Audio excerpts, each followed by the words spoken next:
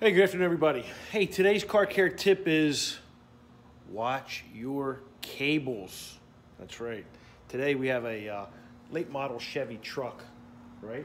And with weather coming in, this truck actually is used for snow plowing, and the customer had a no-start situation. Well, the no-start was a crank no-start, meaning that the engine would turn over, but it would not fire up and run.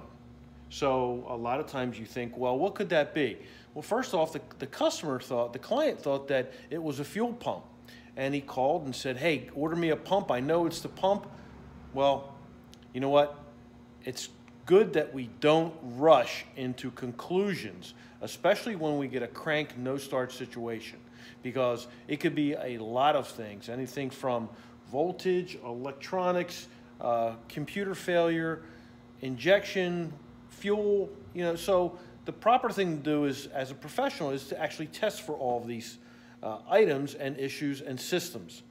So in our processes, we learned, we had seen where we weren't getting voltage down to through the fuel pump circuit, through the module down to the fuel pump.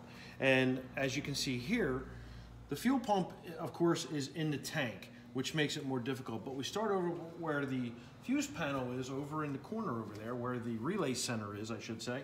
All right, and then we start to look at what's going on and testing voltage in and out and ground. Now, without getting too technical, we were having everything seem to be proper, but we just weren't able to fire up the fuel pump. So going deeper into the cable and, of course, the battery, we noticed that we did have a failed battery. The battery was not working well enough. But as you can see, being in the environment that this truck goes in, we were having issues with the battery condition and some of the cables that weren't really cleaned up the way that they should be. So we had to address a lot of things there. Now, going deeper, as you can see, what we found was, look at the negative cable running from here, and of course it goes down onto the block right at this junction here, down by the cylinder head, where a lot of your ground activity takes place. So lo and behold, what did we find? We found a bad cable. Now I'm going to try and show this to you with holding one hand, but here is the negative cable.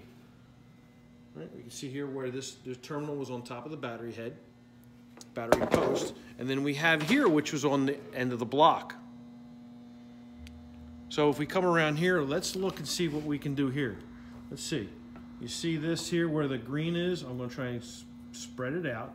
It's right in this area here where we see separation of the cable itself. The cable is actually deteriorating at this terminal head. Now, we've seen this before on some of the GMs where under the cover at battery post level, the terminal would actually separate away, causing a no connection. This was causing the same condition, and I really can't bend it out well enough, but you can see the separation starting to happen where we weren't getting sufficient ground, and that sufficient ground was causing the vehicle not to start. So we took our time, we tested thoroughly, and we came to a conclusion where we weren't spending $1,000 or more haphazardly by putting a fuel pump into this truck right here, as the owner thought, as his wish was to put a fuel pump in. So the proper thing to do is take our time, as professionals will. Take your time, test thoroughly, and go through every system. Today's cars are more complicated than ever, and each system has to be verified in order to make the correct repair the first time.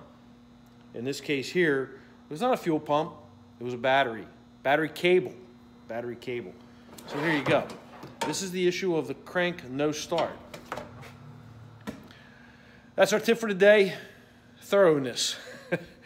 And don't take the and the thing is also is really don't suspect anything. It's always test. All right, Greg Buckley, Buckley's Auto Care. Thanks again for watching. I appreciate it. Have yourself a great day, and we'll talk to you soon. See ya.